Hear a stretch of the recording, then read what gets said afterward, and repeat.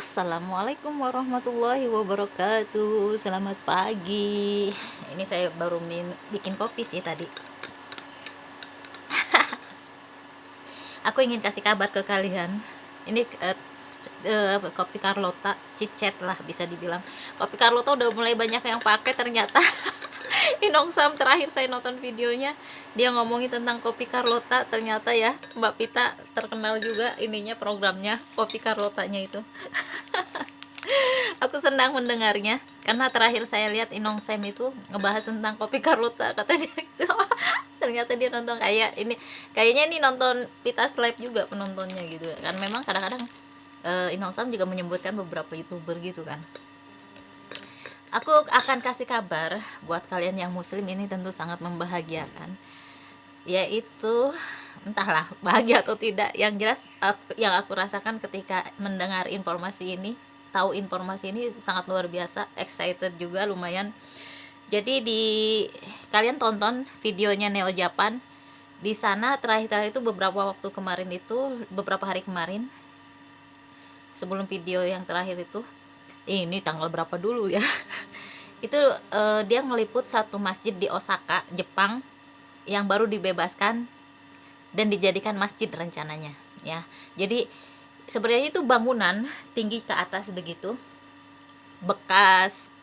katanya bekas pabrik ban katanya, dan kemudian dibeli oleh masyarakat Indonesia yang tinggal di Jepang dengan modal yang awalnya cuma 150 juta, berapa ratus juta, 200 jutaan gitu modal awalnya. Sedangkan itu kalau nggak salah harganya itu 23 miliar.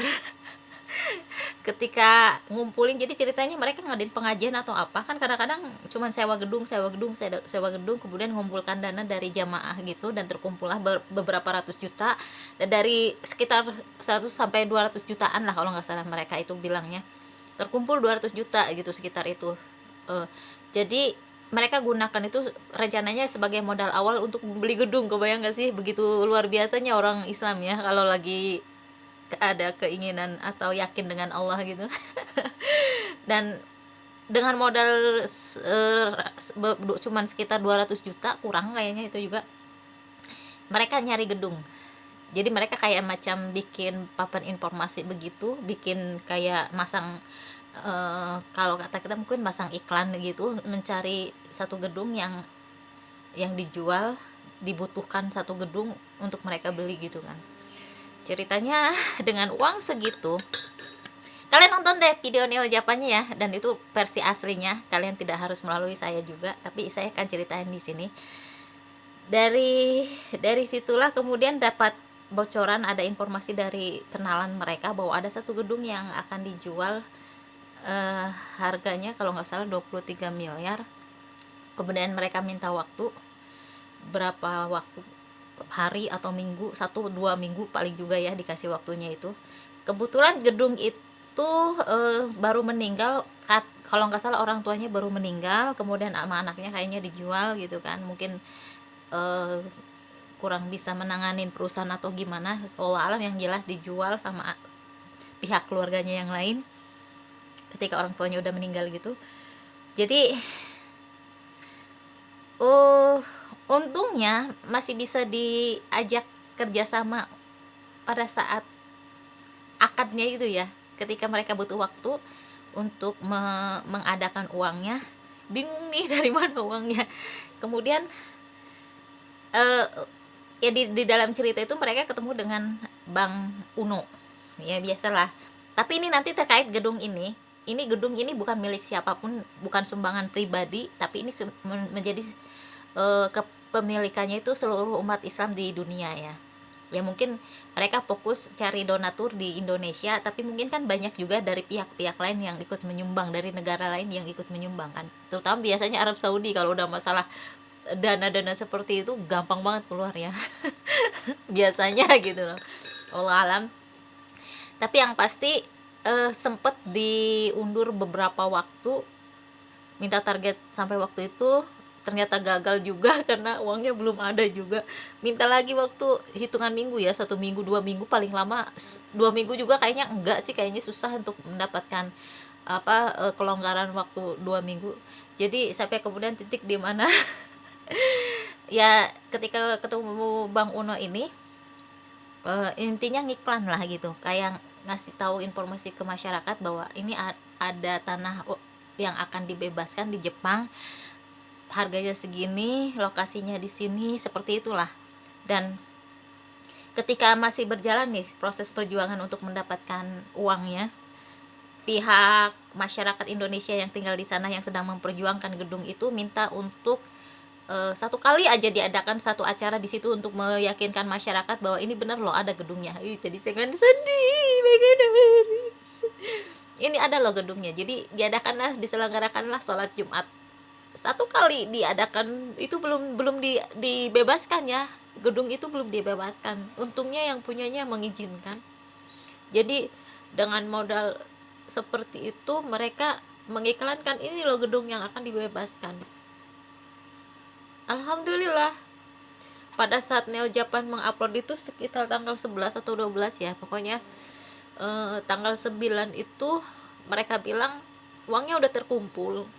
Itu setelah mengalami beberapa kali pengunduran target waktu ya, karena belum ada uangnya. Itu tanggal 9 uangnya udah terkumpul tapi masih bentuknya di Indonesia gitu. Sebagian besar uangnya itu belum ditransfer ke bank mereka kan. Jadi direncanakan tanggal 9 kita udah bebaskan itu, udah terima kunci kata yang ngurus ngurus surat-surat atau apa jual beli akadnya itu ya. Ternyata katanya sebelum waktunya, sebelum Bang Dian upload Neo Japan ya, kalian tonton Neo Japan vlognya, channelnya itu udah dibebaskan ya. Jadi sebelum diupload tanah itu udah dibebaskan dan Bang Dian dapat videonya, alhamdulillah. Jadi bisa dilihatin ke kalian bahwa ya ternyata sebelum diupload itu udah ada pembebasan tanah di sana ternyata gitu.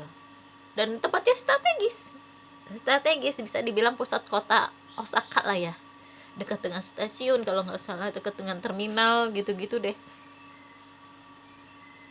Aku bisa merasakan semangatnya ketika lu berjuang di jalan Allah, dan itu mereka pada saat itulah hal-hal yang terindah, yang terbahagia mereka rasakan saat itu. Gue yakin.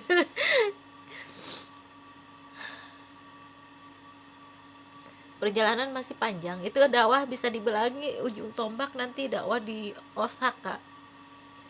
Dan yang nanti akan mengelola gedung itu adalah umat Islam Indonesia. Ya. Tapi ini bukan untuk bukan atas nama perorangan, gedung itu tidak atas nama organisasi. Ditegaskan bahwa ini murni milik umat Islam seluruh dunia. Supaya kalian tidak merasa ada sesuatu ketika datang gitu loh. Kayak kalian berkunjung ke Jepang, Osaka, cobalah cari masjidnya itu, kalau nggak salah dinamai Istiqlal gitu kalau nggak salah ya. Nanti kalian cek aja di videonya Bang Dian apakah akan berubah atau tidak. Mungkin Bang Dian akan terus mengupdate perkembangan masjid itu pastinya, insya Allah. Dan ini yang akan dikelola itu umat Islam Indonesia ya. Jadi masyarakat Indonesia yang tinggal di sana nanti yang mengelola tempat itu. Ya. Kenapa dipilih di Osaka atau bisa dibilang itu pusatnya kota besar gitu? Karena kalau di pinggiran, jauh dari masyarakat, jauh dari istilahnya komunitas Islam, komunitas Muslim, komunitas, katanya di daerah Osaka itu juga ada cukup banyak 150 orang atau berapa ratus orang yang tinggal di daerah Osaka gitu. Jadi itu juga menentukan ya, ditentukannya kenapa harus di situ gitu loh, kenapa harus gedung yang di daerah situ gitu. Karena percuma kita ambil jauh-jauh, kenapa sih nggak di pinggiran kota yang gimana. Justru karena jamaahnya dekat daerah situ, supaya mereka memudahkan mereka untuk datang gitu loh, jangan, ngerti nggak? Ya memang mahal tapi fungsinya nanti optimal gitu loh. Dan untuk dakwahnya juga insya Allah lebih optimal lagi gitu kan. Berbeda ketika kita ngambil lahan yang kurang begitu strategis atau bahkan jauh dari masyarakat luas. Ini ada nilai strategisnya kenapa mereka memilih di daerah Osaka dan di pusat kotanya, bukan di pinggiran kotanya gitu. Ini kalian dengarnya dari satu pihak dari aku saja, silahkan kalian langsung menuju channelnya Bang Dian, itu Neo Japan namanya, nanti saya tagin di hashtagnya itu Neo Japan, tinggal kalian klik, insya Allah kalau nggak lupa. Ya Allah, sedih. Kalian lihat, kalian dengar, kalian saksikan kalau kalian mengikuti channel-channel YouTube lain, Amerika, Eropa itu geliat Islamnya luar biasa. Bahkan kalau kalian kayak Inong Sam itu kan dia masih memegang teguh Kristiannya. Dia beberapa kali di videonya itu walaupun nggak secara khusus dia memperlihatkan kayak kasir di Austria ya kalau nggak salah, Inong Sam itu kasir dari supermarketnya itu berjilbab. Kadang-kadang ketika dia meliput acara Natalan di sana di Australia, bagian mananya apanya gitu loh namanya, ada pasar Natal gitu, dan ketika ada yang lewat sesekali pakai jilbab gitu loh, karena memang Islam ini benar-benar yang katakanlah pertumbuhan yang paling cepat itu adalah Islam untuk saat ini ya. Nggak percaya silahkan kalian pelajari lagi. Aku mengikuti ya bagaimana Amerika Cecep Thomasati, kalian ikuti di sana, dia bener-bener concern, fokus untuk meliput perkembangan Islam di Amerika, terutama di lingkungan dia sendiri. Ada banyak gereja yang sekarang sudah dibebaskan karena banyak yang tidak berfungsi lagi, tidak terlalu banyak jamaah atau kurang fungsinya, jadi mereka lebih kayak menjualnya, dan daripada dijual ke pihak-pihak yang pernah sempat ada gereja yang kemudian jadi tempat-tempat yang kurang bagus lah ya, aktivitas kurang bagus. Alhamdulillah kemudian dia tetap dibebaskan pada akhirnya oleh orang Islam di sana, orang umat Muslim di sana, dijadikan masjid ya, itu tempat ibadah dijadikan tempat ibadah lagi yang lain gitu loh. Makanya kalau Pak Cecep Thomasati bilangnya gereja mualaf katanya. Ada yang bilang itu makanya burung masuk ke masjid jadi mualaf. Candaan ya, candaan. Tapi yang pasti memang udah sekarang bener loh, pertumbuhan Islam yang paling cepat itu sekarang ini Islam ya. Agama yang paling cepat pertumbuhannya itu Islam untuk saat ini ya. Dan sempat ada satu kayak apa ya, kayak dakwah street gitu, dakwah di jalan gitu.